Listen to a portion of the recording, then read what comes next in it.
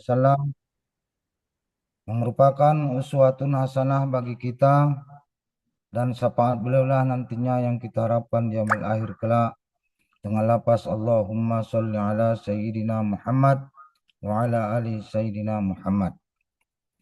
Selamat siang dan salam sejahtera untuk kita semua. Selamat datang dalam acara webinar Semarak Sekansa Siabu tahun 2026 sebagai wujud kegiatan berbagi praktik baik dari SMK Negeri 1 Siabu. Yang terhormat Bapak Kepala SMK Negeri 1 Siabu, Bapak Sulaiman Saleh Harahap Eskom, selaku pembina webinar Sekansa Siabu. Dan juga yang terhormat kedua ibu narasumber yang dalam hal ini narasumber yang pertama Ibu Eria Purnama beserta dengan Bu Saleha. Dan juga yang kami hormati Bapak, Ibu, adik, saudara dan saudari peserta webinar pada siang hari yang berbahagia ini. Hadirin yang berbahagia, Semarak Sekansa Siabu merupakan kegiatan berbagi praktik baik. Ditujukan untuk membentuk saling sharing dan diskusi antar guru, siswa, pemerhati pendidikan, agar pemahaman, pengetahuan, dan kemampuan kita menjadi lebih baik. Pada kesempatan ini, hari Jumat, tanggal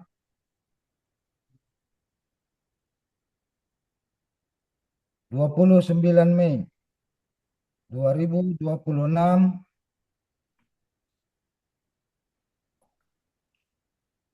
kita bersama berada di room Zoom webinar bersama peserta didik, guru dan tenaga kependidikan, dan masyarakat dalam rangka webinar Semarak Sekansa Siabu dengan tema pentingnya hubungan pergaulan dengan tema pentingnya pergaulan dalam bekerja.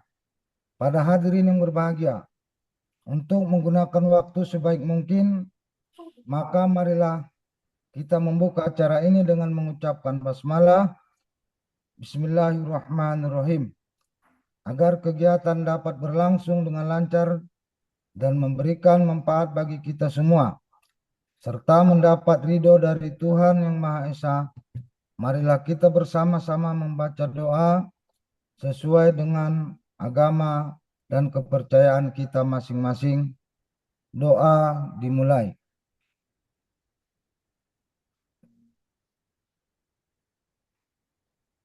Doa selesai. Hadirin sekalian, saya akan menyampaikan tata tertib pada hari ini. 1. Peserta wajib mengaktifkan video dan mematikan audio selama kegiatan berlangsung kecuali diizinkan oleh moderator.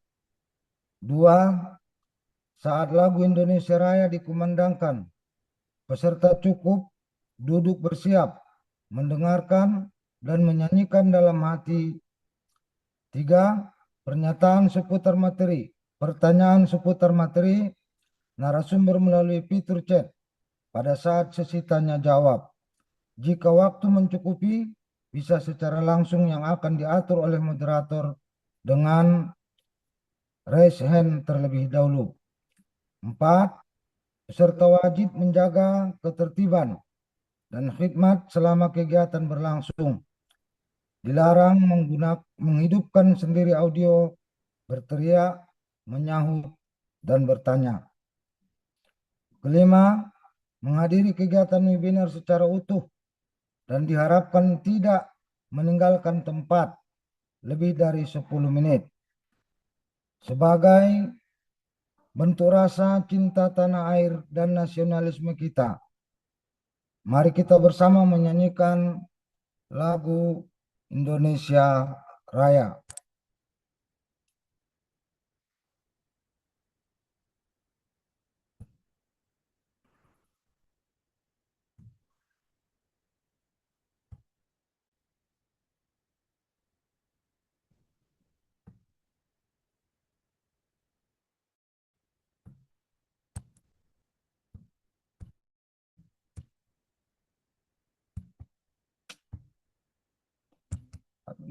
Pindah. Oh, jaringan deh, Roy.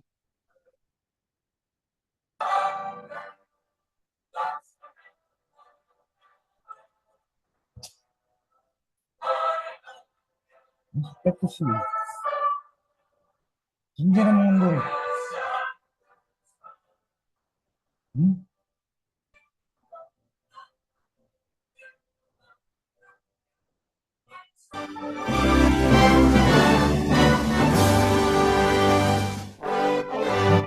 Jangan menjadi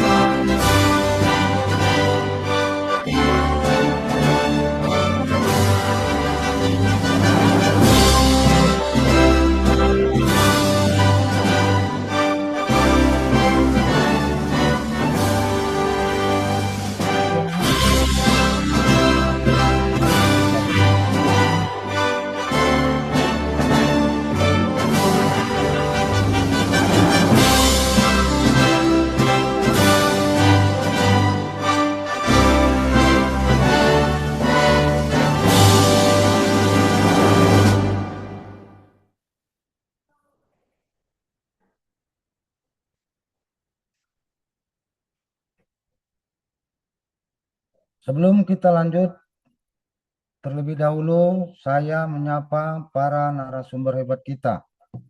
Bu Iria, ya. Yang kedua, Bu Saleha.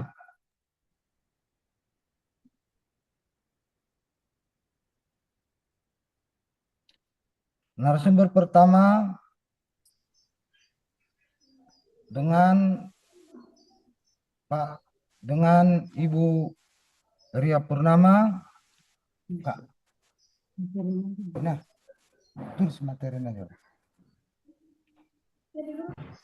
Dan narasumber yang kedua dengan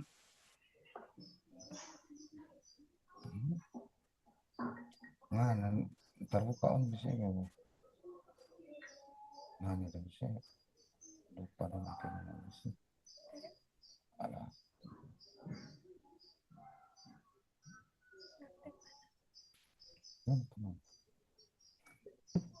Dengan tema membangun komunikasi efektif dengan siswa. Nah, untuk menghemat waktu, sini akan kami persilakan kepada Bapak Kepala Sekolah untuk menyampaikan sepatah dua kata sambutan di hadapan kita bersama. Kepada Bapak kami persilakan dengan segala hormat. Terima kasih. Assalamualaikum warahmatullahi wabarakatuh. Warahmatullahi wabarakatuh. Baik Bapak Ibu yang sudah berkenan hadir dan Ananda yang juga sudah berkenan hadir di ruang Zoom ini. Kembali lagi hari ini kita ke seri yang ke-6 terkait dengan Semarak Skansa Abu. Nah, kali ini untuk tema hari ini adalah membangun komunikasi efektif dengan siswa. Jadi bagaimana kita bisa berkomunikasi yang efektif dengan siswa? Bagaimana caranya atau hal-hal apa saja yang menjadi patokan atau yang perlu diperhatikan sehingga hal ini bisa eh, apa namanya bisa dilaksanakan dengan baik. Kadang-kadang komunikasi itu problemnya adalah respon. Respon pertama begitu sudah baru mau dijelaskan karena di kepala sudah berasumsi mungkin menyerang atau menyalahkan, maka dia akan lebih defense. Sehingga tidak membuka diri, tidak mau mendengar penjelasan lebih lanjut. Karena di kepala sudah punya catatan bahwa yang disampaikan pasti akan menyerang kita. Nah, kadang muncul seperti itu. Nah, sehingga dari awal komunikasi menjadi terhambat. Kenapa? Karena defense yang tadi. Nah, kemudian selain itu juga komunikasi kadang tidak terjadi dua arah karena audiens yang tidak respon. Sama dengan saat ini. Nah, dengan saat ini sama prosesnya. Jadi beda-beda tipis lah. Bapak Ibu bergabung di room meeting itu dalam konteks adalah berkomunikasi, berinteraksi dua arah. Nah, narasumber menyampaikan, Bapak Ibu mendengarkan, dan nanti juga Bapak Ibu bertanya. Nah, mudah-mudahan eh, kombinasi dari komunikasi ini bisa berjalan. Karena kalau tidak terjadi dua arah, maka dia akan menimbulkan persoalan. Nah, untuk para narasumber, ya terima kasih kembali saya ucapkan atas usaha untuk menyiapkan materi yang sesaat lagi akan Bapak Ibu paparkan. Tidak masalah apakah materinya itu terbaik atau tidak, karena bukan itu yang sebenarnya mau dituju, tapi apa yang Bapak Ibu sampaikan memberi manfaat atau tidak. Nah, memberikan apa namanya eh, pemahaman untuk orang lain menjadi lebih tahu, lebih bisa atau bagaimana. Nah, lebih ke sana. Jadi silakan eh, berwebinar. Nah, jangan ragu. Yang penting Bapak Ibu fokus menjelaskan sesuai dengan materi yang sudah ditetapkan. Nah, sekali lagi, kembali lagi diulang bahwa terus berbagi. Sedikit menurut kita bisa saja banyak menurut orang lain, banyak menurut kita bisa saja sedikit menurut orang lain. Nah, yang jelas tetap berbagi, jangan pernah berhenti. Terima kasih dengan mengucapkan basmalah, Bismillahirrahmanirrahim untuk kegiatan webinar Semarak Skansa Siabu pada hari ini seri ke-6 tanggal 25 Mei 2026. Dengan ini resmi saya buka. Terima kasih. Wassalamualaikum warahmatullahi wabarakatuh. Waalaikumsalam warahmatullahi wabarakatuh. Tuh. Untuk acara kita selanjutnya, masuklah kita kepada materi yang pertama. Pemateri yang pertama akan menyampaikan materi menghindari komunikasi defensi oleh Bu Eria Purnama. Kepada Ibu dipersilakan dengan segala hormat. Waktu dan tempat disediakan.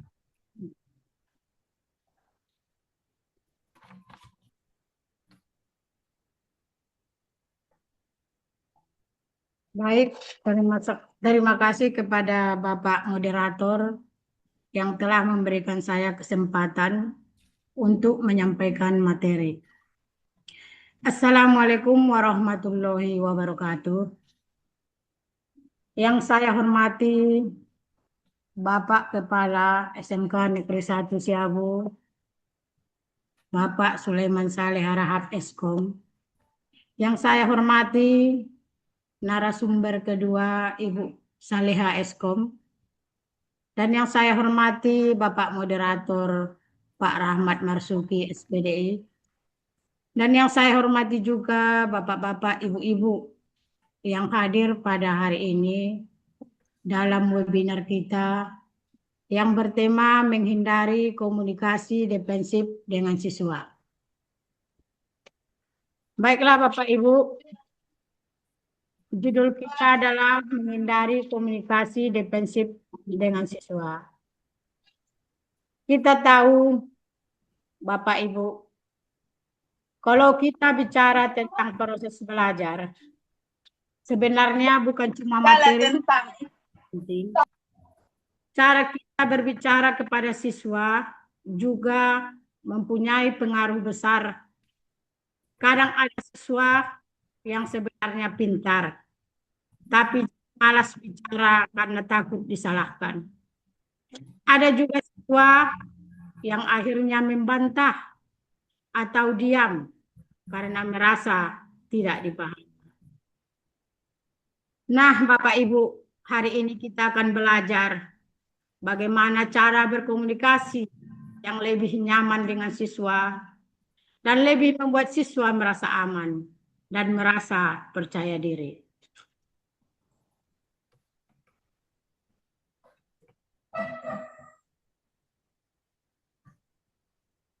Baiklah Bapak Ibu, di sini apa itu komunikasi defensif?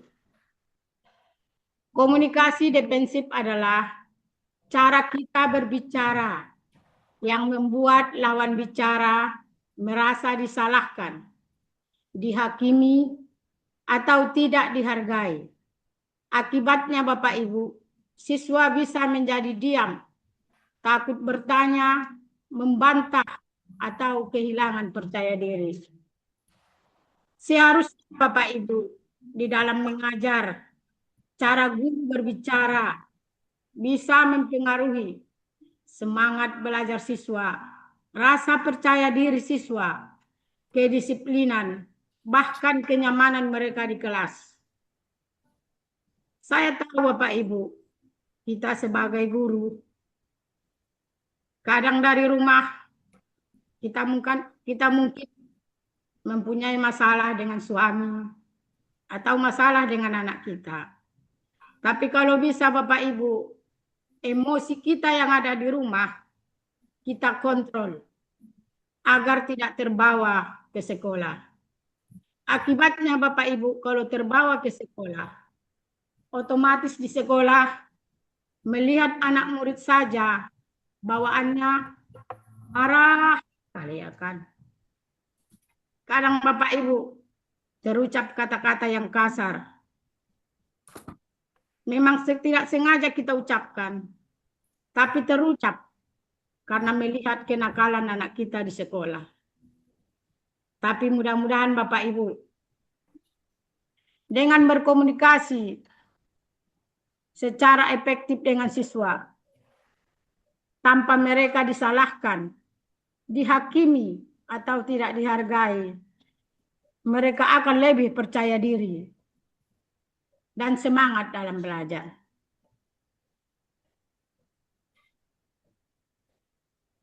Baiklah Bapak Ibu, di sini mengapa guru perlu menghindari sikap defensif? Kalau kita menghindari sikap defensif, akan memberikan manfaat bagi siswa dan suasana kelas. Yang pertama, kenyamanan belajar. Siswa menjadi lebih nyaman belajar di kelas. Bapak Ibu, komunikasi yang baik antara siswa dan guru sangat penting untuk menciptakan suasana belajar yang menyenangkan.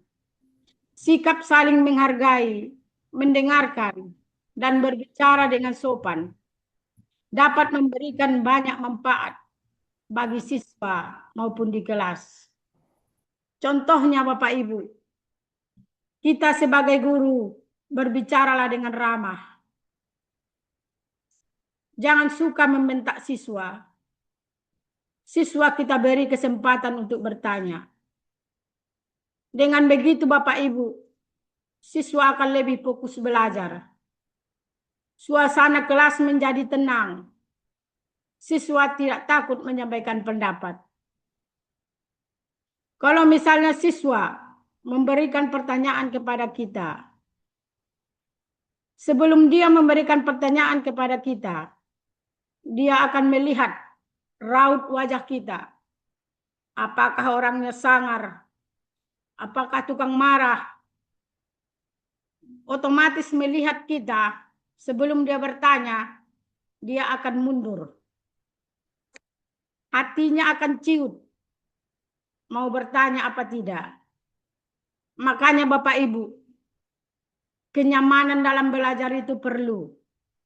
Sewaktu masuk ke dalam kelas, kalau bisa kita sebagai guru, kita buat raut muka kita ceria.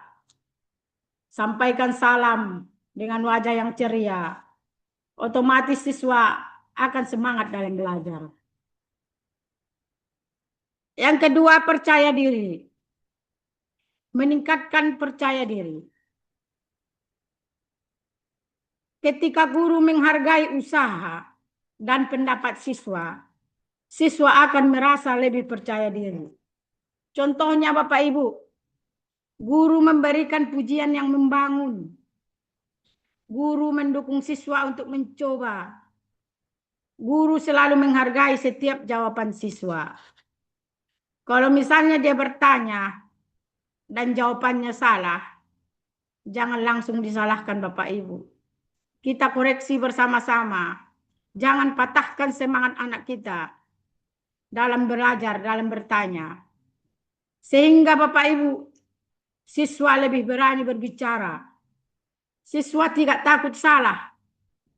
Dia tidak merasa bersalah kalau misalnya pertanyaannya itu salah. Nanti disalahkan Bapak Ibu guru.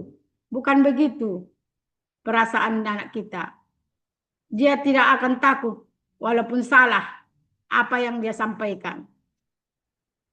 Siswa lebih aktif dalam kegiatan belajar. Karena tercipta suasana nyaman. Karena tercipta percaya diri dia. Maka anak didik akan merasa aktif dalam kegiatan belajar. Yang ketiga Bapak Ibu, keterbukaan. Membantu siswa lebih terbuka kepada guru.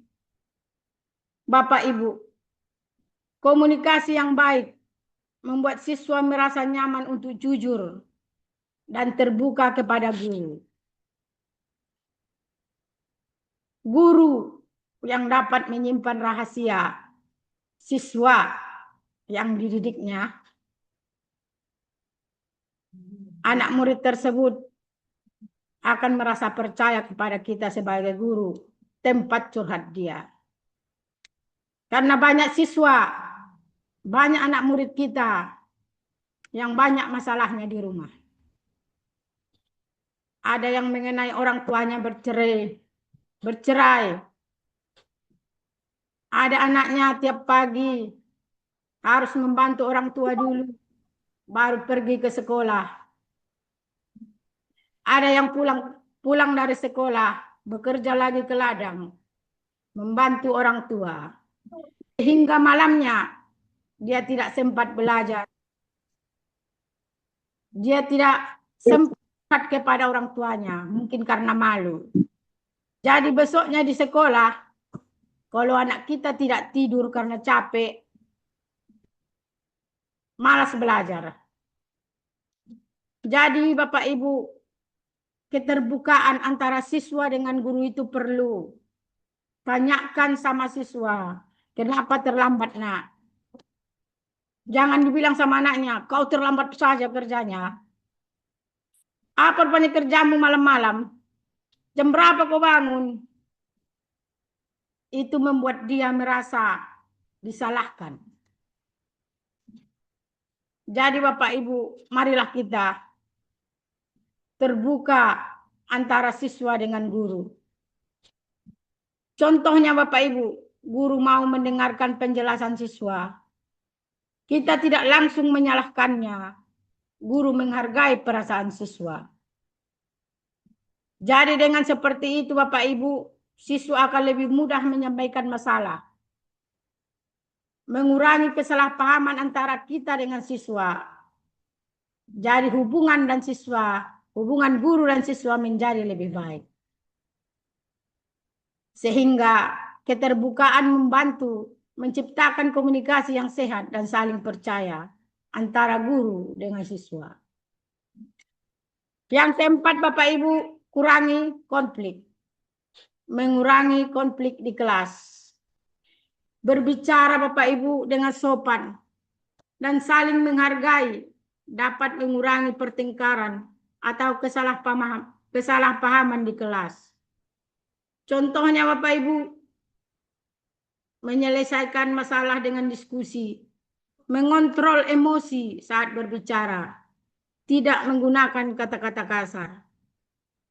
Pada saat kita melaksanakan diskusi kelompok di ruangan kelas, ada anak muridnya yang lari-lari, ada yang berbicara keras, ada yang berbicara sama kawannya, ada yang pegang-pegangan.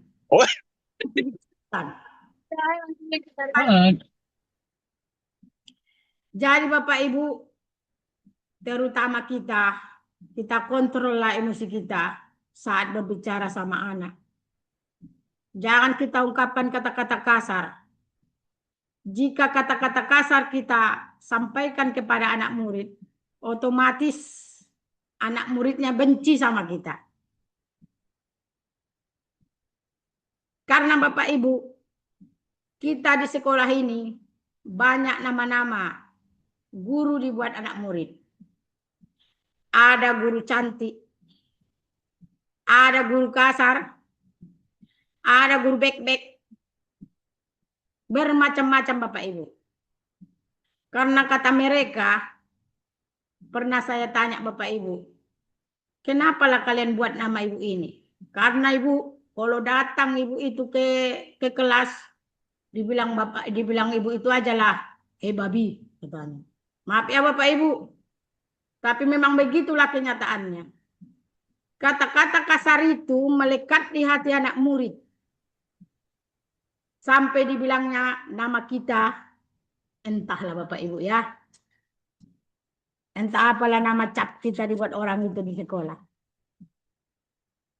Jadi Bapak Ibu, untuk mengurangi konflik, kita buatlah suasana kelas kita lebih damai, hubungan antara siswa lebih baik, masalah lebih mudah diselesaikan. Jadi Bapak Ibu, dengan komunikasi yang baik, membantu menciptakan lingkungan belajar yang harmonis dan mengurangi konflik. Selanjutnya Bapak Ibu, hubungan positif. Membangun hubungan positif antara guru dengan siswa. Jadi Bapak Ibu yang saya hormati, sikap ramah dan saling menghargai membuat hubungan antara guru dan siswa menjadi lebih dekat dan positif. Contohnya, seorang guru itu menunjukkan perhatian kepada siswa. Siswa itu merasa dihargai, merasa saling percaya.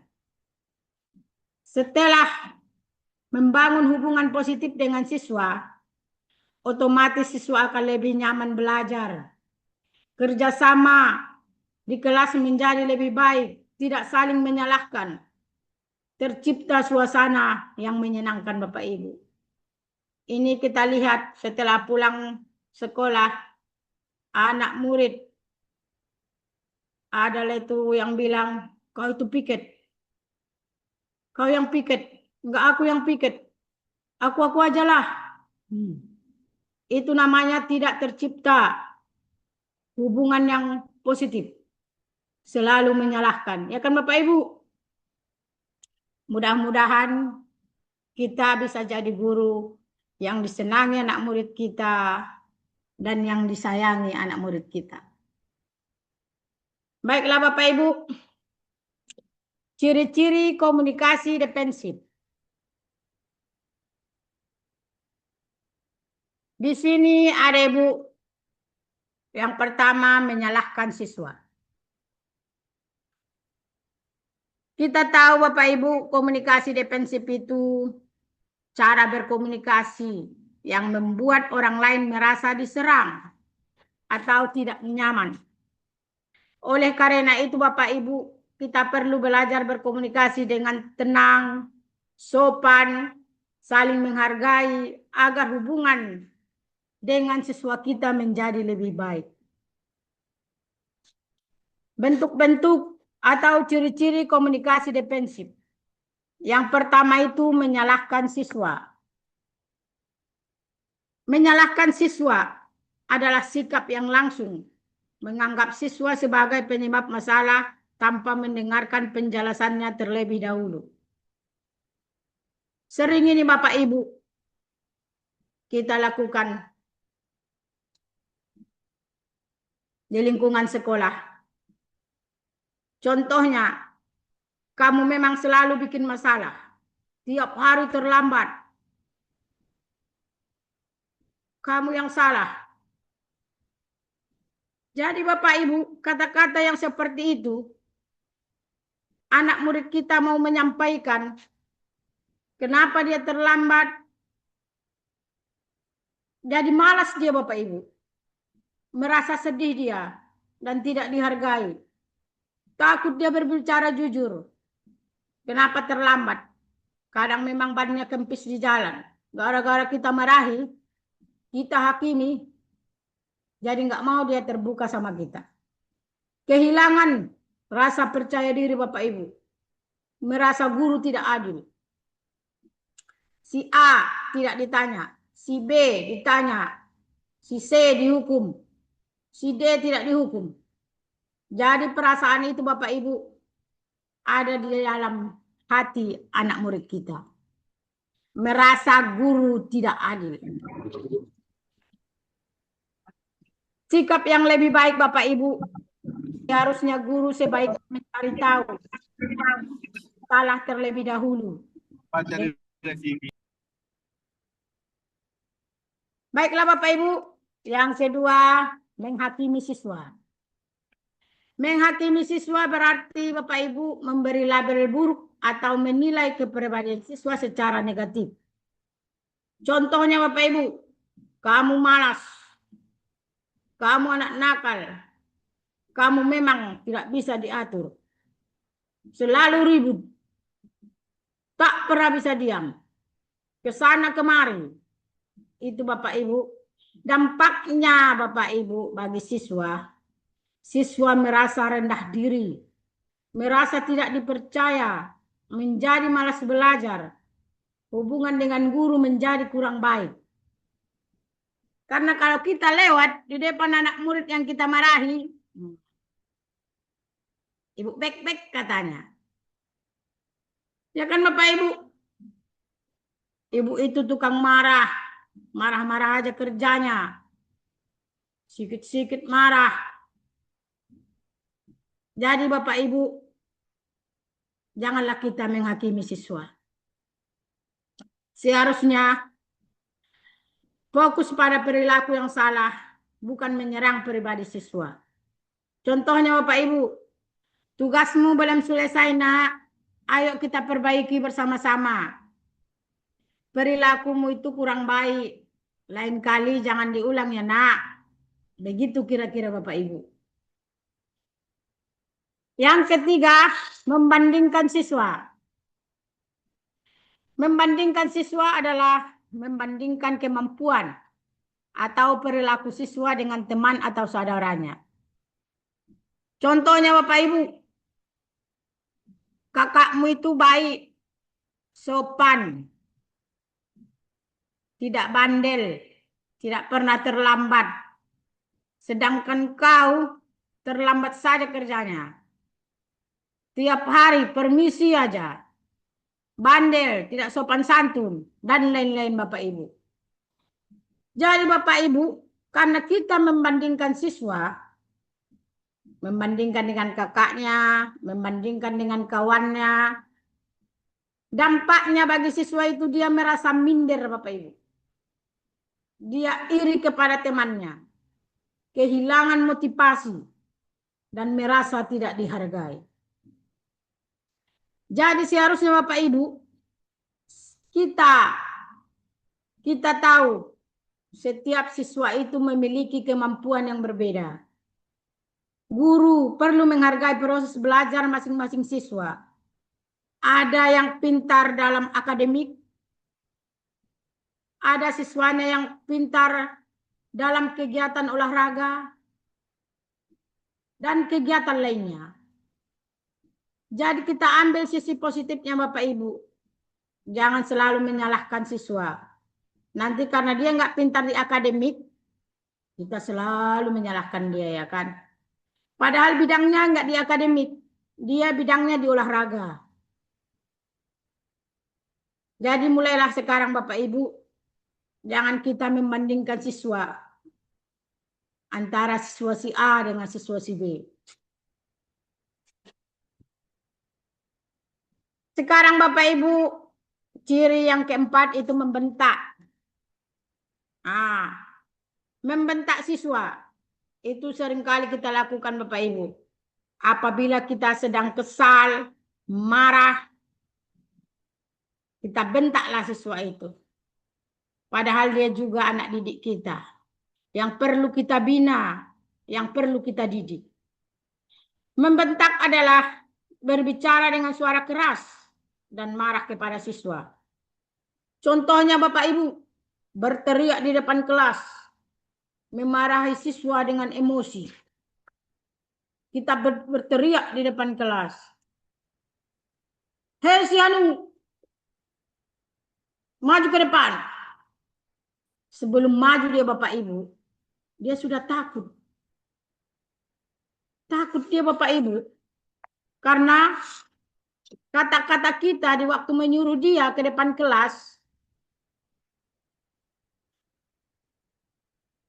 tidak nyaman di dalam hatinya. Jadi dampaknya bagi siswa, takut dia Bapak Ibu kepada kita, merasa malu dia di depan temannya karena kita bentak-bentak. Sulit fokus dalam belajar karena dia selalu mengingat kata-kata kita yang tadi kita bentak. Hubungan menjadi tidak nyaman antara kita dengan siswa. Seharusnya Bapak Ibu sikap kita yang lebih baik itu berbicaralah dengan tegas tetapi tetap tenang dan sopan. Contohnya, tolong lebih tenang saat belajar anak-anak. Perhatikan aturan kelas kita dengan baik anak-anak. Itu merupakan contoh sikap yang lebih baik daripada kita membentak anak murid kita. Baiklah Bapak Ibu, yang kelima, tidak mau mendengar penjelasan siswa. Sikap ini terjadi ketika guru langsung memutuskan sesuatu tanpa memberi kesempatan siswa berbicara. Contohnya Bapak Ibu, sebelum siswa menyampaikan pendapat, kita memotong pembicaraan siswa. Kalau tidak, langsung menghukum tanpa mendengar alasan siswa. Itu pun tidak baik Bapak Ibu. Kita harus cari tahu dulu. Kita harus mendengar dulu alasan mereka. Baru kita cari solusi bersama. Jangan tidak mau mendengarkan penjelasan anak murid kita. Jadi Bapak Ibu, tidak mau mendengar penjelasan siswa, itu dampaknya bagi siswa. Mereka merasa tidak dihargai, takut menyampaikan pendapat, kehilangan kepercayaan kepada guru. Muncul rasa kecewa Bapak Ibu. Dia kecewa kepada kita. Kita sebagai pengganti orang tuanya di sekolah. Dia tidak bisa terbuka dengan kita. Jadi apalah peran kita di sekolah Bapak Ibu? Jadi Bapak Ibu, seharusnya berikan kesempatan siswa menjelaskan dengan jujur dan tenang. Jangan tidak mau mendengarkan penjelasan siswa. Baiklah Bapak Ibu, selanjutnya cara menghindari komunikasi defensif. Gunakan nada bicara yang tenang, tidak membentak atau meninggikan suara saat berbicara dengan siswa. Nada bicara yang tenang membantu siswa merasa aman Bapak Ibu dan nyaman saat berbicara dengan guru. Walaupun sedang menghadapi masalah, guru tetap perlu mengontrol emosi dan berbicara dengan sopan. Walaupun kita emosi Bapak Ibu, seperti yang saya bilang tadi, di rumah kita ada masalah dengan suami, ada masalah dengan anak, jangan dibawa-bawa ke sekolah. Kita kontrol emosi kita di jalan. Waktu kita naik angkot, kita kontrol emosinya. Saya harus bisa sampai di sekolah dengan senyum bahagia, senyum secerah mungkin untuk menghadapi siswa saya di ruangan. Terus semangat. Walaupun sebenarnya seorang guru itu ada juga rasa lelah, tapi tetaplah semangat. Semua ada berkah di balik semuanya. Baiklah Bapak Ibu, selanjutnya fokus pada masalah. Fokus pada masalah Bapak Ibu. Saat siswa melakukan kesalahan, guru sebaiknya membahas perilaku atau masalahnya. Bukan menghina atau memberi label buruk pada siswa. Contohnya Bapak Ibu, kamu itu anak malas, tidak mau belajar. Setiap hari selalu ber-HP. Kamu memang susah diatur.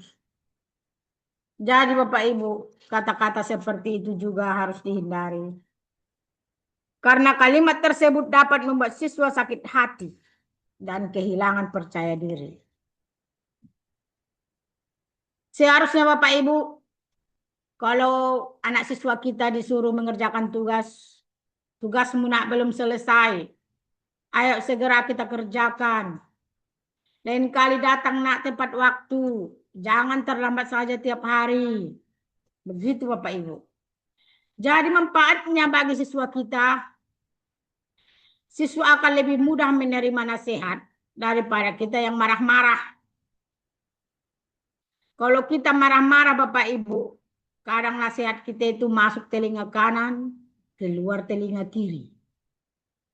Masuk kiri, keluar kanan. Tidak sinkron lagi ya kan Bapak Ibu. Ya Bapak Ibu, kita lanjutkan. Yang ketiga, dengarkan sampai selesai. Beri kesempatan siswa menyampaikan penjelasannya.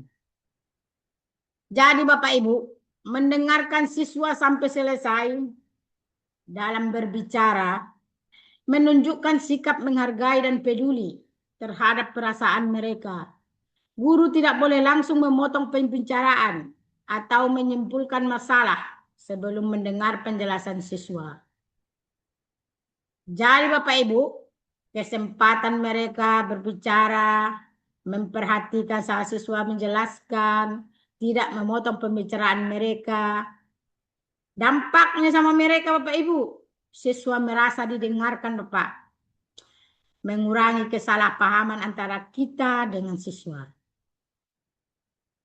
Membantu menemukan solusi yang tepat, meningkatkan kepercayaan siswa kepada guru. Kita lanjut Bapak Ibu.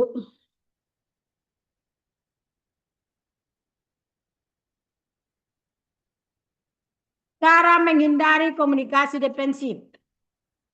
Gunakan kalimat positif. Pilih kata-kata yang membangun, bukan menjatuhkan. Komunikasi yang baik Bapak Ibu dapat membantu siswa merasa dihargai, percaya diri, dan semangat belajar. Guru perlu menggunakan kata-kata yang positif agar hubungan dengan siswa menjadi lebih baik. Kalimat positif adalah ucapan yang membangun semangat dan memberikan motivasi kepada siswa. Kalimat positif membuat siswa merasa dihargai dan lebih percaya diri. Contohnya Bapak Ibu, nak, kamu sudah berusaha dengan baik. Pasti besok-besoknya bisa. Ayo nak, coba lagi. Pasti bisa. Terima kasih nak sudah mau belajar. Kalimat seperti itu Bapak Ibu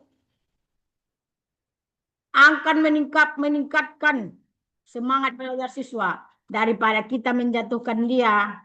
Kamu memang bodoh, tidak mau belajar.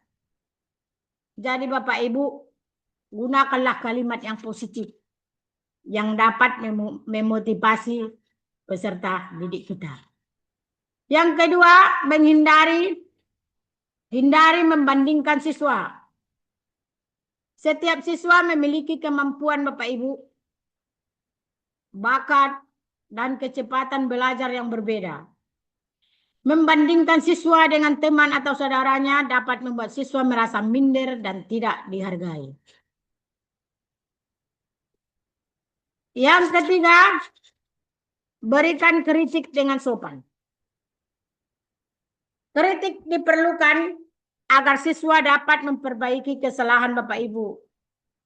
Namun kritik harus disampaikan dengan sopan dan tidak menyakiti perasaan siswa. Jadi kalau Bapak Ibu, anak didik kita salah, kritik kita itu sopan Bapak Ibu.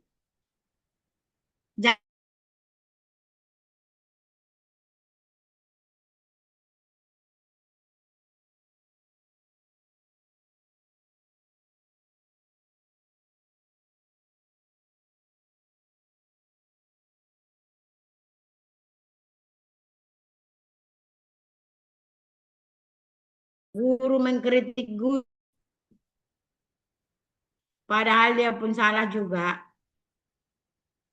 Tapi mudah-mudahan, mari Bapak Ibu. Baik Bapak Ibu, kita lanjut. Dampak positif komunikasi yang baik. Di sini siswa lebih percaya diri. Siswa merasa dihargai dan lebih berani mengekspresikan diri. Kepercayaan diri sangat penting agar siswa dapat berkembang dengan baik. Yang kedua, kelas menjadi aman. Suasana belajar yang kondusif mendukung seluruh siswa. Komunikasi yang sopan Bapak Ibu dan penuh pengertian membuat suasana kelas menjadi lebih tenang dan menyenangkan. Yang ketiga Bapak Ibu, siswa lebih aktif bertanya. Siswa tidak takut salah dan lebih berani bertanya.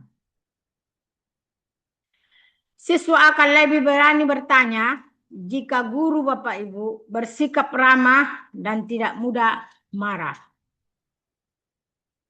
Hubungan lebih dekat.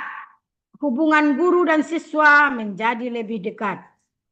Ikatan antara guru dan siswa menjadi lebih kuat dan positif. Komunikasi yang baik membuat hubungan guru dan siswa menjadi lebih akrab dan penuh rasa saling menghargai. Jadi Bapak Ibu, hubungan yang baik membuat proses pembelajaran menjadi lebih positif. Yang kelima Bapak Ibu, proses belajar lebih efektif. Jika suasana belajar nyaman dan siswa aktif, maka pembelajaran akan berjalan lebih baik dan tujuan belajar lebih mudah tercapai. Komunikasi positif membantu menciptakan pembelajaran yang efektif dan menyenangkan. Jadi Bapak Ibu, kesimpulannya, menghindari komunikasi defensif berarti berbicara dengan tenang, sopan, menghargai siswa, mau mendengar dan fokus mencari solusi bersama. Kata-kata hari ini, seperti kata-kata orang, guru yang baik bukan hanya mengajar pelajaran, tetapi juga membangun semangat dan kepercayaan diri siswa. Terima kasih Bapak Ibu. Cukup sekian materi dari saya Bapak Ibu. Saya kembalikan ke moderator Bapak Ibu. Kepada Bapak moderator saya persilahkan. Terima kasih banyak kita ucapkan kepada Bu Eria Purnama Eskom yang telah menyampaikan materinya di hadapan kita bersama, yang inti dari bahwa seorang guru tidak hanya dituntut untuk menguasai materi pembelajaran yang akan disampaikan, malahan seorang guru juga dituntut atau untuk bisa berkomunikasi dengan baik agar kiranya hubungan siswa dengan guru tetap terjaga dengan baik sehingga pembelajaran dapat bernilai positif ke depannya. Terima kasih kami ucapkan kepada Ibu Purnama yang begitu sangat-sangat bagusnya menyampaikan materi di hadapan kita bersama. Mudah-mudahan kita tetap berdoa bahwa Ibu Eria Purnama kiranya tetap bisa menggali sumber-sumber ilmu yang lebih banyak untuk disampaikan kepada kita dan begitu juga kepada siswa-siswi kita. Nah, untuk selanjutnya kita masuk kepada pemateri yang kedua, yaitu Ibu Saleha Eskom dengan judul Komunikasi Dua Arah dan Umpan Balik antara Guru dengan Siswa. Kepada Bu narasumber yang kedua, kami persilakan dengan segala hormat. Waktu dan tempat telah disediakan. Kami persilakan.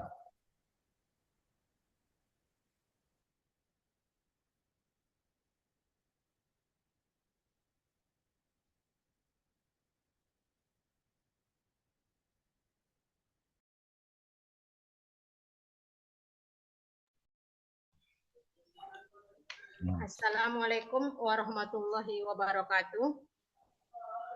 Assalamualaikum warahmatullahi wabarakatuh. Selamat siang dan salam sejahtera untuk kita semua. Kedengaran nggak suara saya, Pak? Ya, kedengaran. Alhamdulillah kalau gitu, Pak. Puji syukur kepada Allah Subhanahu wa taala yang telah memberikan kita limpahan rahmat dan karunia-Nya. Di antara rahmatnya berupa nikmat kesehatan dan kesempatan sehingga kita dapat berjumpa dan bergabung pada acara webinar hari ini. Serta tidak lupa pula sholawat dan salam kepada Rasulullah Shallallahu Alaihi Wasallam yang berlafazkan Allahumma sholli ala sayyidina Muhammad wa ala ali sayyidina Muhammad. Semoga kita semua yang ada dalam forum ini serta keluarga kita mendapatkan syafaatnya di hari kemudian. Yang terhormat, Kepala Sekolah SMK Negeri 1 Siabu, Bapak Sulaiman Saleh Arhab Eskom. Yang saya hormati, Bapak, Ibu peserta webinar hari ini. Terima kasih sebelumnya saya ucapkan kepada moderator kami yang telah memberikan kesempatan kepada saya untuk berbicara pada forum ini. Bapak Ibu sekalian, perkenalkan nama saya Saleha. Saya salah satu pendidik di SMK Negeri 1 Siabu pada saat ini. Sekaligus narasumber kedua pada webinar hari ini. Bapak Ibu peserta webinar, izinkan saya berbicara ataupun berbagi informasi pada webinar ini. Yang saya kasih tema komunikasi dua arah dan umpan balik. Bapak Ibu sekalian, beserta rekan sejawat, dalam proses belajar mengajar ada hal penting yang harus kita ketahui ataupun bisa kita terapkan sebagai seorang guru atau sebagai pendidik di dalam kelas pada saat proses belajar mengajar berlangsung. Yang saya maksud di sini, Bapak Ibu, itu ialah komunikasi dua arah dan umpan balik. Kita masuk ke slide kedua, Bapak Ibu. Di sini bisa kita lihat apa yang dimaksud dengan komunikasi dua arah itu, Bapak Ibu. Komunikasi dua arah adalah proses pertukaran informasi yang melibatkan dialog interaktif antara guru dan siswa. Ingat ya Bapak Ibu, guru dan siswa. Dalam model ini, kedua belah pihak berperan aktif sebagai pengirim dan penerima pesan. Boleh kita sebagai guru, sebagai yang dilibatkan sebagai pengirimnya, dan penerima pesan itu ialah siswa kita. Sedangkan umpan balik menjadi elemen kunci yang memungkinkan pembelajaran lebih efektif dan bermakna. Kita lanjut ke slide ketiga. Di slide ketiga ini ada manfaat komunikasi dua arah. Di sini saya memaparkan 6 poin manfaat komunikasi dua arah. Di poin pertama, Bapak Ibu, ada namanya meningkatkan pemahaman. Yang dimaksud meningkatkan pemahaman di sini, Bapak Ibu, informasi yang kita sampaikan dipahami oleh peserta didik sehingga kedua belah pihak saling mengevaluasi.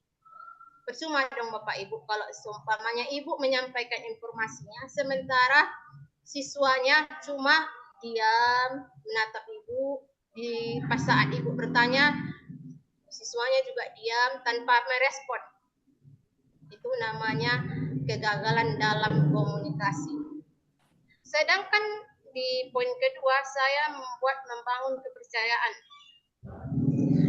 Di poin kedua ini terciptanya lingkungan yang aman dan setara di mana semua pihak merasa didengar, dihargai dan dihormati. Baik kita sebagai guru ataupun siswa kita yang sebagai murid, dia merasa dihargai.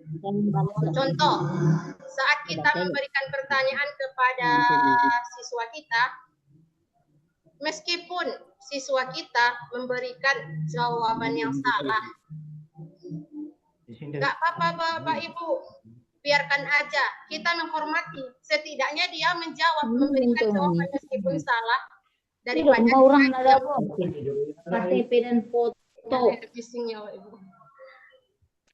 Saya ulangi, setidaknya siswa kita memberikan jawaban meskipun salah daripada siswa kita diam tanpa arah, duduk diam melihat ke depan.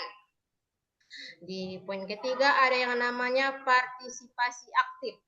Partisipasi aktif dalam komunikasi dua arah adalah proses interaksi timbal balik di mana pengajar dan peserta didik saling bertukar informasi dan ide. Contoh nih Bapak Ibu, sesekali kita sebagai guru, enggak apa-apa lah itu Bapak Ibu nanya ide sama murid. Contoh saat kerja kelompok, nak ada nggak ide yang lebih baik menurut kalian? Contoh, Ibu membuat ide seperti ini, tapi menurut Ibu idenya kurang wow lah, kurang menarik. Ada nggak ide yang lebih wow lagi?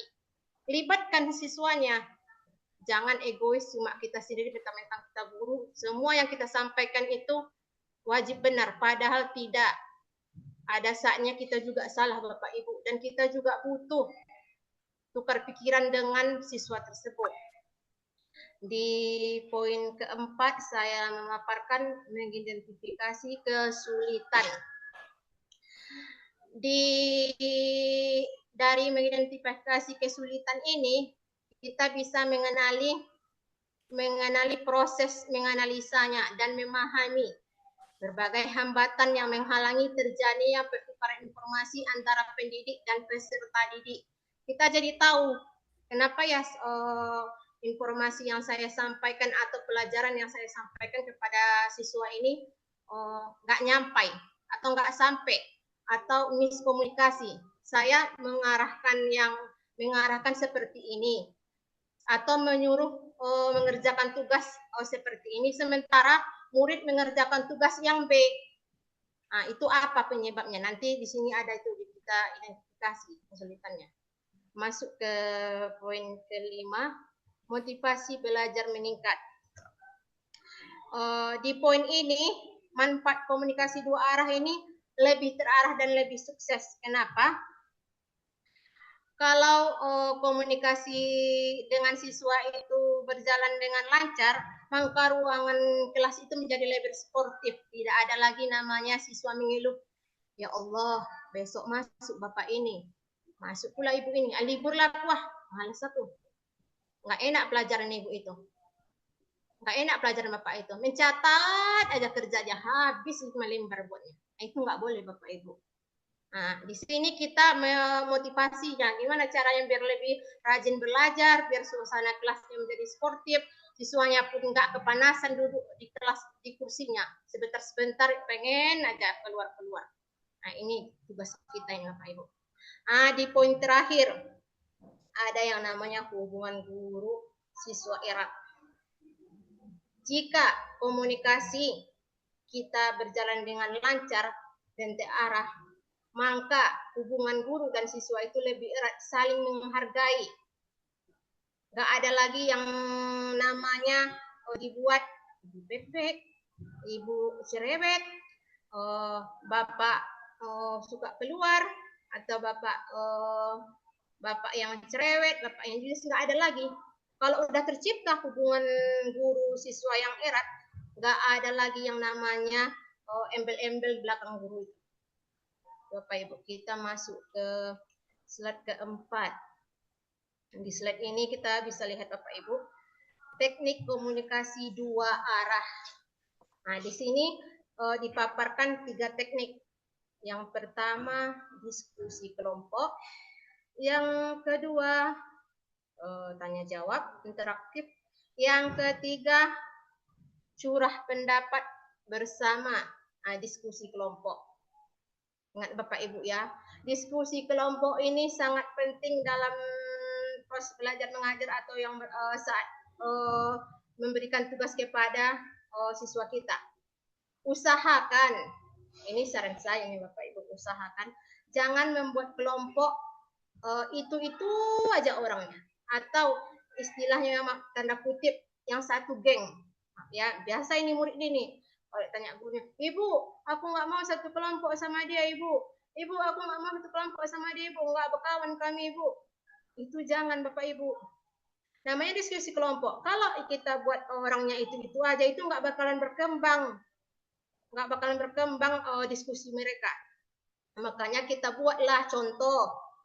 Si Ani yang biasanya berteman dengan si Budi, kita pecah menjadi si Ani satu kelompok dengan si Orita.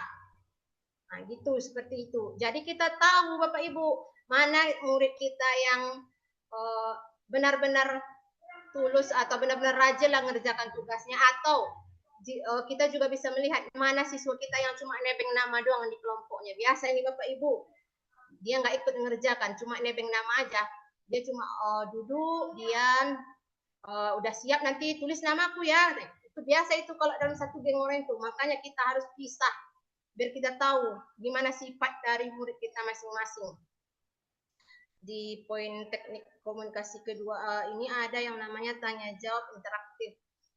Di bagian inilah Bapak Ibu yang dimaksud tanya jawab interaktif ini. Kita sebagai guru memberikan penjelasan tentang materi yang kita ajarkan di kelas. Tiba-tiba kita nanya nih sama muridnya, ada nggak yang kurang paham tentang materi yang Ibu ajarkan? Gitu. Nanti ada salah satu murid yang jawab, Bu, saya kurang paham Bu, bisa nggak dijelaskan lagi tentang bagian yang ini? Jadi kita jawab, bagian yang ini. Poin yang mana nak? Yang ini Bu. Di situ itu udah namanya tanya jawab interaktif. Ada respon hubungan timbal baliknya. Di poin ketiga ada brainstorming atau curah pendapat bersama. Ini biasa ini Bapak Ibu. Ketika satu kelompok itu kita panggil ke depan, kita sarankan membuat ide atau gagasan sebuah produk lah, atau judul dari materi kelompok mereka, atau judul dari presentasi mereka apa. Biasanya kan ada contohnya, satu kelompok itu ada 5 orang. Otomatis itu beda-beda itu ide gagasannya. Gimana cara menyatukannya Bapak Ibu? Gitulah, kita suruh orang itu maju ke depan satu-satu, ambil nota itu, tempelkan di papan tulis, mana idemu, yang ide si A ini, yang ide si B ini, si C ini, yang ide si D ini. Nanti baru kita gabungkan. Itu yang namanya curah pendapat Bapak Ibu. Di slide kelima, masih semangat ya Bapak Ibu?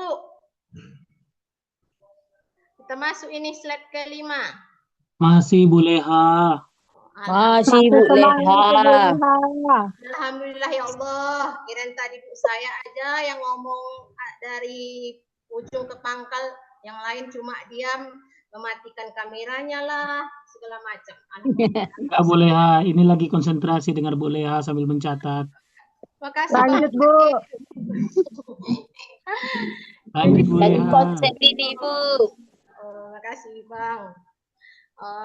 Di slide kelima ada namanya jenis-jenis, ada judulnya itu jenis-jenis umpan balik. Terdapat 3 jenis umpan balik utama dalam pembelajaran. Di poin pertama ada umpan balik verbal, disampaikan secara lisan seperti pujian, koreksi atau penjelasan langsung. Nah, ini biasa kita berikan saat memberikan pertanyaan di kelas. Contoh ini Bapak Ibu, kita berikan pertanyaan ini. Siswa si A menjawab dengan jawaban yang benar atas pertanyaan yang telah kita berikan. Jadi apresiasi kita apa? Kita mengajak teman-teman yang berada di kelas tersebut untuk memberikan apresiasi berupa tepuk tangan. Itu yang masuk poin pertama Bapak Ibu. Di poin kedua ada namanya umpan balik tertulis berupa catatan komentar pada tugas ataupun pesan digital. Ini contoh. Ada tugas yang kita berikan kepada siswa. Setelah tugasnya selesai, kita mau mengoreksi tugas tersebut. Ada salah satu dari siswa kita memberikan jawaban yang kurang pas, tapi jawabannya sebenarnya bagus, cuma terlalu singkat. Jadi yang kita boleh menulis di catatan di samping soal yang jawabannya kurang pas tersebut. Contoh, jawabannya sebenarnya bagus, cuma alangkah baiknya ditambahi di bagian yang ininya bla bla. Itu seperti itu Bapak Ibu. Di poin ketiga ada namanya umpan balik nonverbal, meliputi ekspresi wajah, gestur, dan bahasa tubuh yang menunjukkan respon terhadap siswa. Ini contohnya saat kita memberikan tugas, ada siswa yang bertanya nih, Ibu, tugas yang nomor 5, saya nggak dapat jawabannya Bu, boleh nggak saya tidak memberikan jawaban Bu pada tugas nomor 5? Nah, jadi ekspresi kita gimana? Gestur tubuh kita langsung ekspresi, tangan kita langsung bergerak membilangkan tidak boleh. Setidaknya diisi, tidak boleh kosong. Itu yang dimaksud di poin ketiga. Kita masuk ke slide ke-6 ya Bapak Ibu. Di sini ada nama contoh penerapannya. Inilah Bapak Ibu bisa kita lihat ya. Komunikasi dua arah dan umpan balik dikatakan sukses jika kita sebagai guru memberikan penjelasan yang dimengerti oleh peserta didik kita. Ini contohnya seperti diskusi di perpustakaan ini Bapak Ibu. Yang ini seperti diskusi antar teman di perpustakaan juga. Ini yang namanya umpan baliknya ada. Guru memberikan ide atau penjelasan dan siswanya menerima atau memberikan umpan baliknya. Kita lanjut. Sesukses apapun komunikasi itu Bapak Ibu pasti ada aja hambatannya itu. Hambatan yang kita maksud di sini itu meliputi ketakutan siswa untuk bertanya, dominasi guru dalam percakapan, dan kurangnya waktu diskusi. Cara mengatasinya bagaimana Bapak Ibu? Berikan waktu tunggu setelah pertanyaan. Contoh Bapak Ibu, Ibu memberikan pertanyaan kepada siswa. Jangan langsung nggak sabaran, lama kali pun jawabnya. Lanjut. Si B, jawab pertanyaan Ibu kasih. Itu nggak boleh Bapak Ibu. Itu namanya menjatuhkan mental murid itu kita. Kasih dia waktu setidaknya 3-5 menit untuk berpikir. Meskipun jawabannya salah, setidaknya dia menjawab Bapak Ibu dan berani memberikan jawaban. Itu Bapak Ibu. Dan alokasikan waktu khusus untuk tanya jawab. Contoh Ibu masuk di kelas 10 itu satu hari ini contohnya di jam pertama itu ada 2 jam. Nah, 1 jam Ibu memaparkan materi. Setelah itu Ibu memberikan tugas atau diskusi. Yang Ibu aturkan itu waktunya berapa menit. Biar nanti ada waktunya, jangan nanti belum lagi selesai pertanyaan yang diberikan tiba-tiba bel berbunyi. Itu nggak boleh Bapak Ibu. Makanya Ibu harus pandekian mengatur waktunya. Karena Ibu udah tahu kan berapa jam Ibu yang masuk di kelas 10 tersebut pada hari ini. Slide yang berikutnya.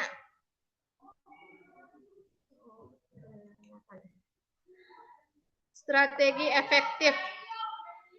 Menerapkan strategi yang tepat dalam meningkatkan kualitas komunikasi dua arah dan umpan balik dengan siswa secara signifikan. Berikut adalah 2 strategi kunci yang dapat diterapkan di kelas untuk mendorong partisipasi aktif. Inilah strateginya Bapak Ibu ya, bisa Bapak Ibu lihat juga atau saya bantu menjelaskan juga boleh. Strategi pertama dia ada ciptakan lingkungan yang aman untuk bertanya. Pastikan siswa merasa nyaman mengajukan pertanyaan tanpa takut dihakimi. Berikan apresiasi pada setiap pertanyaan diajukan siswa. Inilah ya Bapak Ibu yang saya seperti yang saya jelaskan pada slide berapa tadi, lupa saya, slide kedua apa slide 3 Bapak Ibu. Saat siswa menjawab pertanyaan yang kita berikan, meskipun jawaban siswa tersebut salah Bapak Ibu, setidaknya Bapak Ibu boleh apresiasi dengan tepuk tangan. Setidaknya dia berani menjawab daripada pertanyaan yang Bapak Ibu berikan cuma numpang lewat aja, masuk kanan keluar kiri, siswa kita cuma diam menatap ke depan, kayak yang di ruangan itu cuma Bapak Ibu sendiri aja, siswa-siswanya nggak ada, kosong plong. Mau jawabannya benar atau jawaban salah, nggak ada yang masuk atau nggak ada yang menjawab. Itu yang dimaksud strategi 1 Bapak Ibu. Meskipun salah jawabannya, setidaknya apresiasi dan tepuk tangan, atau Ibu boleh juga bilang seperti ini. Makasih ya Nak, udah menjawab. Sebenarnya jawabannya bagus sih, cuma kurang di bagian ini. Boleh Ibu tambahkan ya Nak, nggak apa-apa. Setidaknya udah berusaha. Itu yang dimaksud di strategi pertama. Di strategi kedua, berikan waktu tunggu. Setelah mengajukan pertanyaan, tunggu 3-5 detik sebelum memilih siswa untuk menjawab. Cuma gunakan pertanyaan terbuka yang mendorong pemikiran kritis. Ini yang seperti saya jawab Bapak Ibu. Setelah Bapak Ibu memberikan pertanyaan, jangan langsung jangan langsung tak sabaran menggantikan siswa lain untuk menjawab pertanyaan yang pertama yang Bapak Ibu berikan. Contoh, ya ini ini karena kebetulan saya guru RPL, mungkin pertanyaan saya berikan seputar komputer lah Bapak Ibu. Contoh ya Bapak Ibu, Ani, siapa coba penemu komputer pertama kali? Si Ani lagi berpikir Bapak Ibu. Sebenarnya dia berusaha menjawab, jawabannya ada, cuma masih ragu. Tiba-tiba Bapak Ibu nggak sabaran, langsung Bapak Ibu ajukan ke si Budi. Budi, siapa penemu komputer pertama kali? Si Ani lama kali pun menjawabnya, nggak tahu dia mungkin jawabannya. Itu efek terlalu lama libur atau jarang masuk ke kelas saya. Itu nggak boleh Bapak Ibu. Kita sebagai guru gunakan atau berikan contoh terbaik untuk murid kita. Sabarlah dikit, jangan dikit-dikit bilangkan atau mengatakan muridnya sabar-sabar. Kita pun sebagai guru harus sabar, makanya berikan waktunya 3-5 detik. Contoh, Ani, siapa penemu komputer pertama kali? Belum lagi jawab si Ani. Ibu kasih waktu ya 2 menit, boleh kan Ani? Kalau ada kasih tahu aja, salah pun nggak apa-apa nih. Nah, ya, tunggulah Bu 2 menit tersebut sampai si Ani ngasih memberikan jawabannya, baru Ibu boleh berpindah ke siswa yang lain untuk mengajukan pertanyaan berikutnya.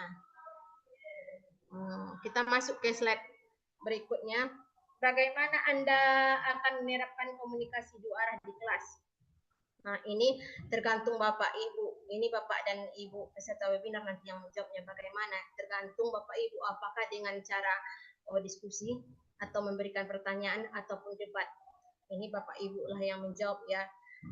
Ke depannya bagaimana Bapak Ibu menerapkannya. di slide terakhir, nggak terasa Bapak Ibu, kita udah sampai ke slide terakhir. Komunikasi dua arah, bukan hanya tentang berbicara dan mendengarkan. Komunikasi itu tentang saling memahami. Begitupun juga dengan umpan balik. Umpan balik itu bukan untuk menjatuhkan, akan tetapi untuk membangun. Ayo Bapak Ibu, saya mengajak Bapak Ibu untuk menjadikan setiap percakapan sebagai ruang untuk kita tumbuh bersama, bukan untuk saling menjatuhkan. Saya ucapkan terima kasih atas waktu dan perhatiannya. Sebelum saya mengembalikan jalannya acara kepada moderator kami, saya akhiri dengan Assalamualaikum warahmatullahi wabarakatuh. Warahmatullahi wabarakatuh.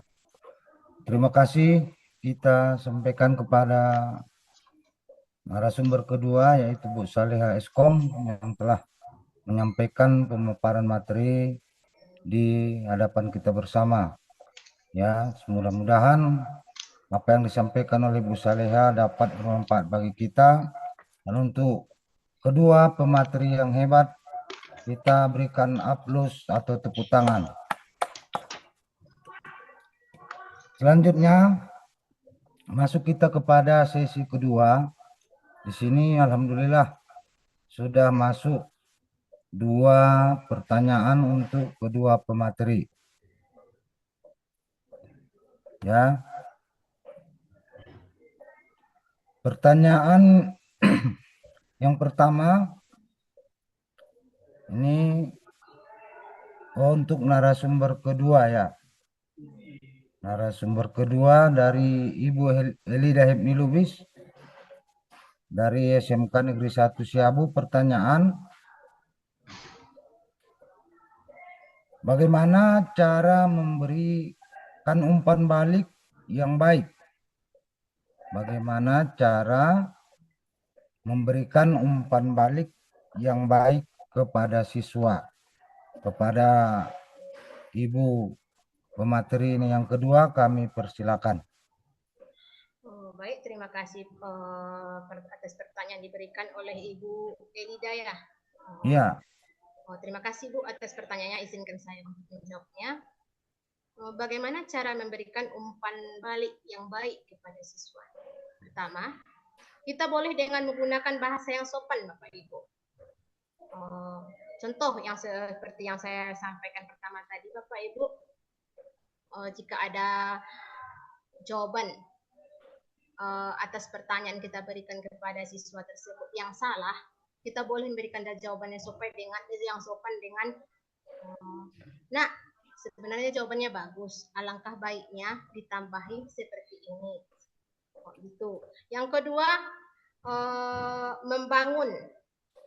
membangun di sini contoh. Terima kasih anak sudah berusaha menjawab pertanyaan ibu, tingkatkan lagi ya. Yang ketiga, boleh dengan apresiasi. Contoh apresiasinya di sini seperti apa, seperti yang saya bilangkan pertama tadi Bu. Berikan dulu tepuk tangan kepada kawan kita karena sudah memberikan jawaban atas pertanyaan yang ibu berikan. Itu apresiasinya. Yang keempat, saran perbaikan. Contoh, agar lebih bagus lagi jawabannya nak, alangkah baiknya kita tambahi kalimat yang ini menjadi seperti ini agar teman-temanmu lebih mudah mengerti. Seperti itu Bapak. Apakah Ibu Elida puas dengan jawaban yang saya berikan Pak? Boleh ditanya? Ya, dikembalikan kepada Ibu Elida. Bagaimana dengan respon yang disampaikan oleh Bu Suleha?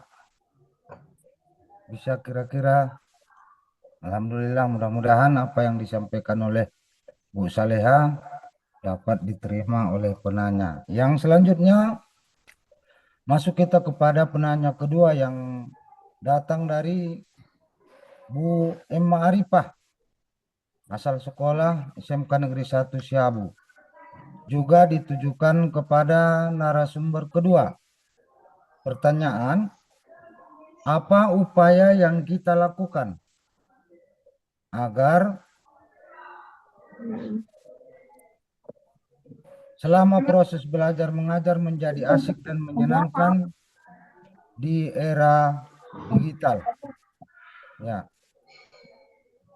Apa upaya yang kita lakukan agar selama proses belajar mengajar bisa mengasihkan dan menyenangkan, khususnya dalam era digital, agar siswa lebih semangat belajar? Seperti itu, Bu.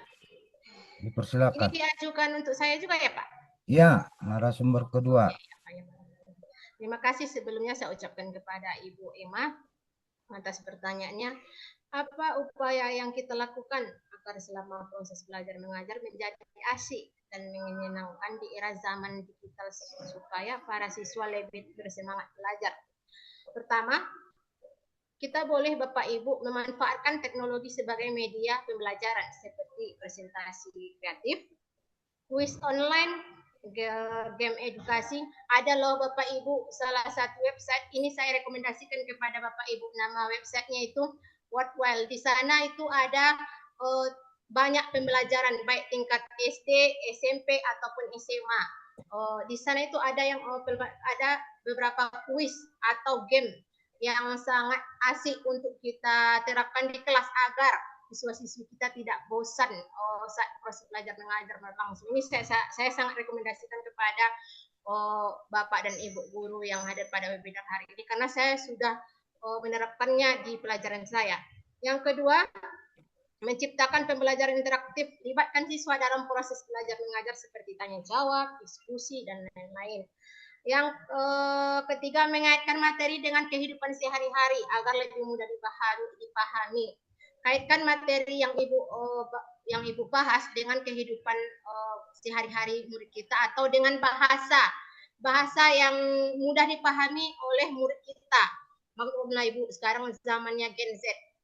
Tidak boleh lagi kita samakan dengan zaman kita zaman-zaman dahulu. Sekarang bahasanya udah bahasa-bahasa gaul semua Bapak Ibu. Jadi bolehlah kita kaitkan agar mereka lebih mudah memahaminya Bapak Ibu. Yang keempat, memberikan suasana belajar yang nyaman. Dan yang terakhir, mengembangkan kreativitas siswa melalui teknologi seperti membuat presentasi ataupun konten edukasi. Mungkin itu yang bisa saya sampaikan atas jawaban yang atas pertanyaan diberikan oleh Ibu Emma. Atau Bapak Kepala Sekolah, Bapak Sulaiman Saleh Harhab, boleh menambahinya Pak, tolong. Ya, dipersilakan kepada Bapak Kepala untuk menambah masukan dengan pertanyaan. Kami persilakan. Pertanyaannya, apa upaya kita yang dilakukan agar selama proses belajar mengajar menjadi lebih asik dan menyenangkan di era zaman digital supaya para siswa lebih semangat belajar, ya.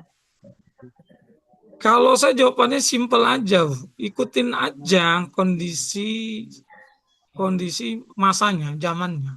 Makanya selalu saya sampaikan ke Bapak Ibu, bukan hanya di SMK 1 Siabu, dimanapun saya tugas.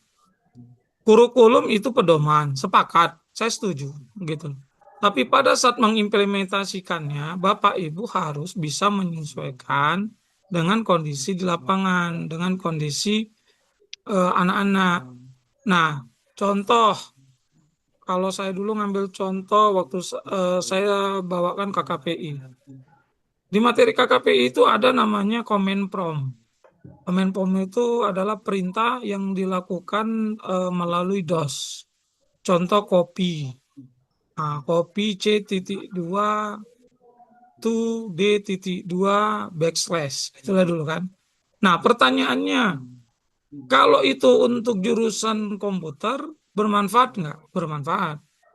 Harus, karena itu menjadi command prompt, perintah dasar. Nah, kalau itu dia ke jurusan yang lain, ke teknik sepeda motor, ke pertanian, digunakan untuk apa? Kan nggak mungkin dia copy, ya kan, copy karburator tuh filter. Nyambung nggak? Nggak nyambung, gitu. Nah, makanya Bapak Ibu sesuaikan saja dengan kondisi yang ada berdasarkan struktur yang ada. Nah, kemudian gunakanlah teknologi informasi sebagai alat dukung. sebagai alat untuk mendukung pembelajaran Bapak Ibu. Contoh yang tadi, Bu saya lihat tadi udah ngasih contoh sebenarnya. Bu Purnama juga sama. Nah, teknologi informasi bukan alat utama, tapi dia pendamping. Nah, bukti dukung. Kalau lah cuma menjelaskan apa itu komputer, nggak perlu Bapak Ibu. Mereka tinggal searching aja di Google. Tapi yang nggak ada di Google, di AI itu apa? Hati, rasa. Nah, makanya tadi Bu Purnama ngasih contoh. Anak bisa saja nggak terlalu merespon, bukan karena dia nggak mau. Nah, tapi karena keterbatasan kondisi atau campur aduk pikirannya yang sedang galau karena ada urusan keluarga, gitu kan? Nah, dan seterusnya. Jadi kalau balik lagi ke pertanyaannya tadi, ya kan, yang tadi apa upaya agar menjadi asik? Ya gunakan Bu teknologi, bisa pakai kuis, bisa dipakai putar gambar, gitu kan? Bisa pakai aplikasi simulator kalau memang pembelajarannya adalah yang perlu praktek, gitu kan? Mau dipraktekkan di lapangan, mungkin peralatannya tidak ada atau tidak lengkap di sekolah, maka gantikan dengan simulator. Nah, aplikasinya banyak di internet berseliweran, tinggal searching, tinggal cari mana yang lebih cocok mendukung, gitu loh. Jadi bahasa pun sama, Duolingo itu bisa, aneka bahasa malah. Coba. Kemudian matematik untuk yang matematika seperti teka-teki silang. Nah, titik-titik kali 2 sama dengan 30. Nah, kan berpikiran. Titik-titik kali 2 sama dengan 30. Berarti berapa ini? 30 bagi 2 kan itu. 15. Maka 15 kali 2 sama dengan 30. Kemudian di bawahnya 30 bagi ini dapat berapa dan seterusnya. Nah, gunakan dia untuk mendukung, gitu loh. Sehingga, Pak fasilitas nggak ada. Benar nih, tidak ada fasilitas sama sekali. Nggak mungkin saya rasa. Kalau untuk kondisi sekarang. Apalagi smartboard itu sudah dikirim berdasarkan data yang ada ke semua sekolah minimal 1. Nah, maka malah ada rencana penambahan kuota dan seterusnya. Nah, atau pakai proyektor, gitu loh. Oh, gak ada sinyal di tempat kami. Yang offline pun banyak. Tinggal pilih itu intinya. Maka kreasikan, begitu. Demikian, Ya, Pak terima Ahmad. kasih diucapkan kepada Bapak Kepala Sekolah SMK Negeri 1 Siabu yang memberikan tambahan masukan untuk pertanyaan dari penanya kepada narasumber yang kedua. Selanjutnya, di sini masuk kita ke pertanyaan yang ketiga yang datang dari Saudara Abdul Khalil Nasution, asal sekolah Setain Madinah. Sangat luar biasa.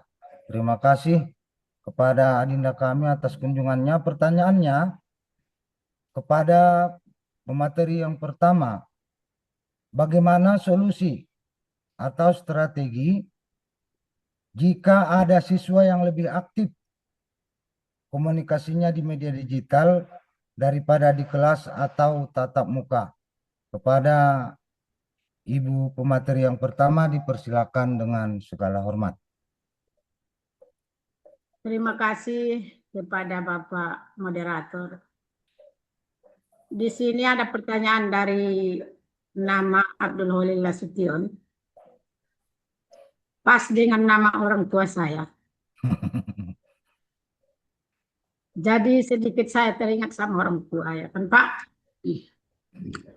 Di sini pertanyaannya bagaimana solusi atau strategi kita jika ada siswa yang lebih aktif komunikasinya di media digital daripada di ruangan kelas atau tatap muka. Jadi Bapak, siswa yang lebih aktif berkomunikasi di media digital sebenarnya menunjukkan bahwa mereka memiliki potensi komunikasi. Hanya saja mereka lebih nyaman dan percaya diri di ruang virtual daripada tatap muka.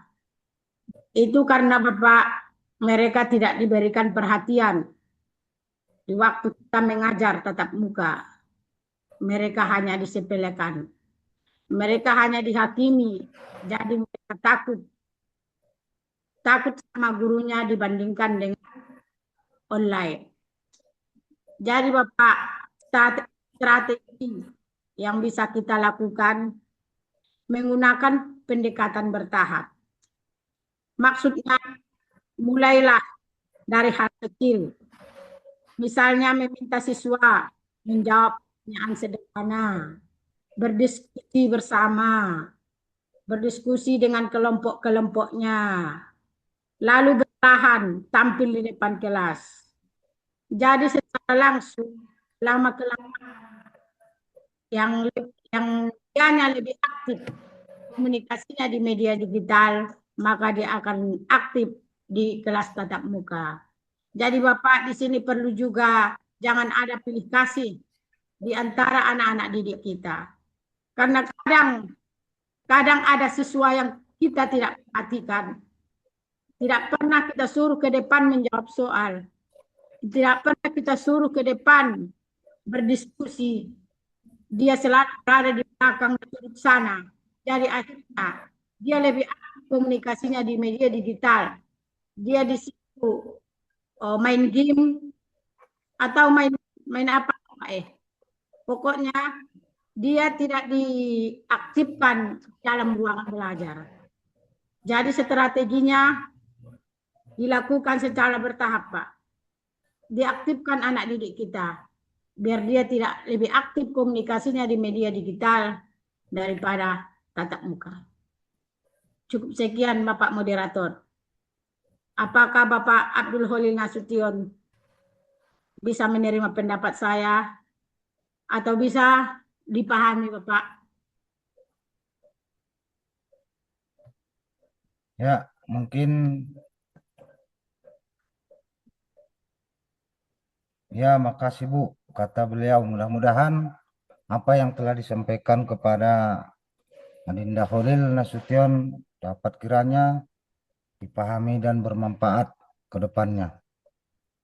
Nah, berhubung pada saat sekarang ini waktu tidak terasa begitu berlalu dengan cepatnya dan kemungkinan penanya juga tidak ada lagi yang mau bertanya, maka kemungkinan pertemuan kita pada hari ini dalam acara webinar Semarak Sekansa Siabu dengan judul Membangun Komunikasi dengan Siswa, submateri menghindari komunikasi defensif dengan siswa dan komunikasi dua arah dan umpan balik dengan siswa.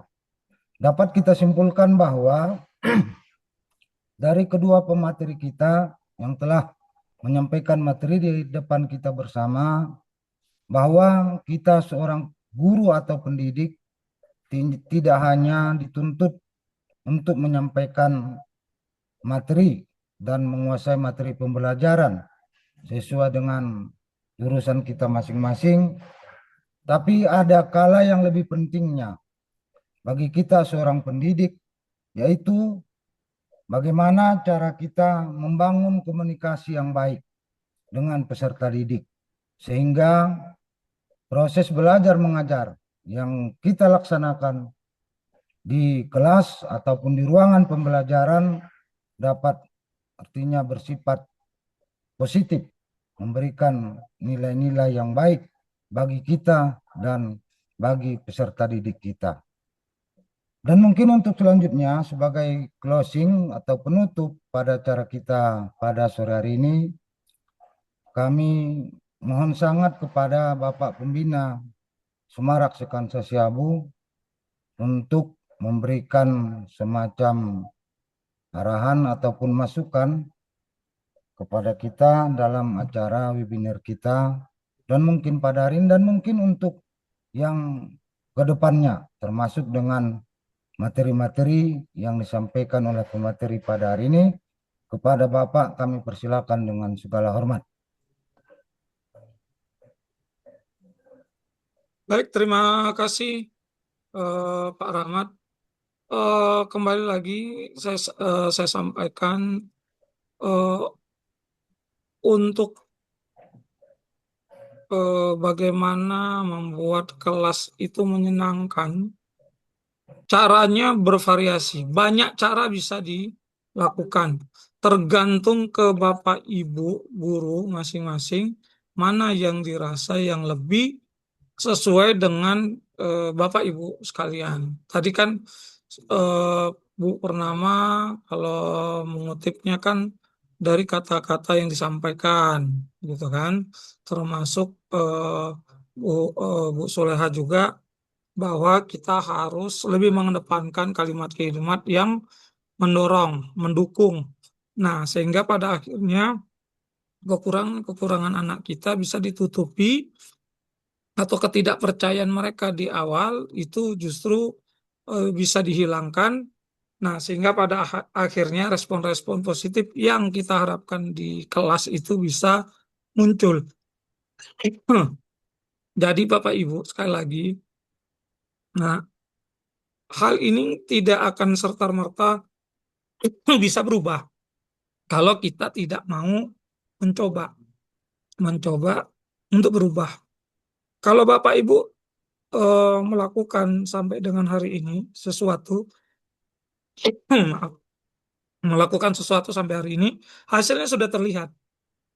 Siswa yang hari ini ada itu adalah hasil dari yang Bapak Ibu lakukan selama ini. Kalau Bapak Ibu mau berbeda, maka ubah caranya. Ubah prosesnya. Sehingga hasilnya nanti akan berubah. Jangan jangan terlalu nyaman dengan kebiasaan, tapi nyamanlah dengan inovasi. Nah, anak yang bisa belum tentu karena eh, dia paham atau dia pinter. Tapi karena Bapak Ibu setiap tahun memberikan materi itu, memberikan tugas yang sama, memberikan kuis yang sama, sehingga anak berkomunikasi dengan kakak kelas, pada akhirnya informasi itu turun, nah sehingga rutin. Nah, tapi kalau Bapak Ibu lakukan berinovasi, bervariasi, maka anak mau nggak mau akan muncul rasa penasaran atau ada pernyataan bahwa mereka harus belajar. Kalau nggak belajar, mereka nggak ngerti nih nanti apa yang mau ditanyakan, apa jawaban, kenapa?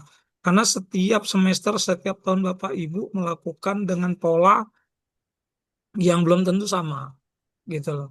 Menyesuaikan dengan kondisi dan karakter anaknya masing-masing. Kembali lagi, teknologi bukan induk, bukan utama, tapi teknologi adalah pendamping. Jadi bukan menyerahkan kepada teknologi bahwa Bapak Ibu nggak ngerti sekalipun bertanya ke Google, ke AI, jawaban itu belum tentu adalah yang benar. Tapi adalah jawaban yang saat ini yang ditemukan oleh Google berdasarkan informasi yang beredar di Google atau AI. Nah, sehingga yang paling utama adalah kita memperbanyak diri kita dengan pengetahuan, kemudian dengan inovasi yang ada, termasuk dalam hal komunikasi. Sederhana, simple, tapi kalau komunikasi nggak nyambung, maka informasi nggak akan nyambung. Nah, informasi nggak nyambung, maka kita juga tidak akan bisa melakukan sesuatu yang memang sebagaimana yang seharusnya, karena informasi yang nggak nyambung. Jadi, hari ini fokus kita adalah bagaimana berkomunikasi yang efektif dengan siswa. Nah, tadi sudah disebutkan, jangan defensif, langsung menjudge gitu kan. Nah, kemudian lakukan komunikasi dua arah, umpan balik. Saya pun secara pribadi tadi pagi kita juga lakukan. Apa contohnya? Kita lakukan dalam konteks penetapan. Nah, kalaupun saya tidak tanyakan ke Bapak Ibu tadi, saya boleh nggak netapkan yang mana yang mau dipakai? Boleh, karena itu memang otoritasnya. Tapi kan Bapak Ibu nggak akan paham yang saya maksud seperti apa, kondisinya seperti apa. Kalau saya tidak berkomunikasi. Imbas tadi berkomunikasi, kita nyambung, kita ketemu, sehingga semua orang paham kenapa hal itu dipilih, kenapa keputusan itu diambil. Nah, seperti itu. Jadi lakukanlah komunikasi, kalaupun nggak pede, nggak apa namanya, nggak pede untuk tampil. Ya, semuanya pasti ada pertama kali untuk dilakukan, yang tidak ada itu terakhir kali. Kenapa tidak ada? tidak ada untuk kita ketahui, tapi akan terjadi, tapi itu bukan kewenangan kita, itu rahasianya Tuhan. Ya. Nah, jadi yang ada sama kita adalah lakukan pertama kali walaupun kita belum memahami, tapi lakukan karena yakin pasti apa namanya? eh, karena sudah terbiasa, kita biasakan, maka kita juga akan jadi lebih memahami. Oke, demikian Pak Rahmat.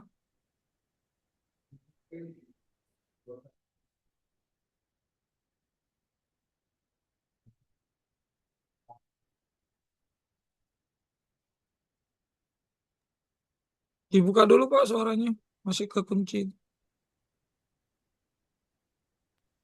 Terima kasih kita ucapkan kepada Bapak Kepala SMK Negeri 1 Siabu, Bapak Sulaiman Saleh Harahap Eskom yang telah memberikan masukan kepada kita. Begitu juga kepada Ibu narasumber yang telah memaparkan materi di hadapan kita pada hari ini. Mudah-mudahan pertemuan kita pada hari ini dapat kiranya memberikan dampak positif bagi kita semua.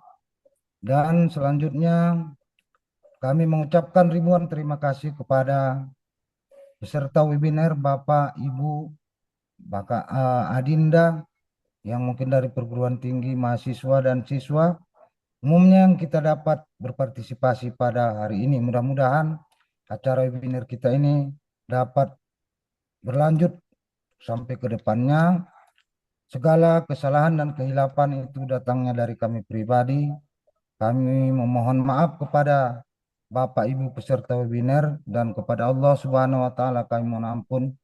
Insya Allah kita akan bertemu kembali pada acara webinar berikutnya.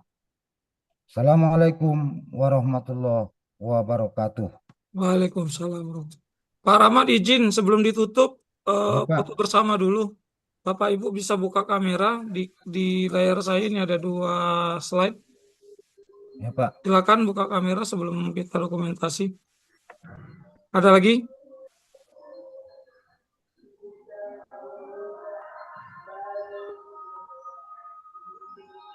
Ya, di saya ada 2 slide. Saya di slide pertama dulu.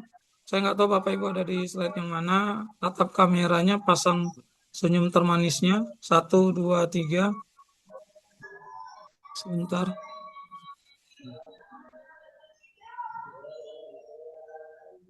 Sekali lagi, slide kedua, 1, 2, 3. Oke, terima kasih. Jangan lupa absensi di kolom chat seperti biasa. Mohon tidak disebarkan di luar dari forum. Saya putar lagu sekali sembari memberi kesempatan Bapak Ibu yang belum absen untuk melakukan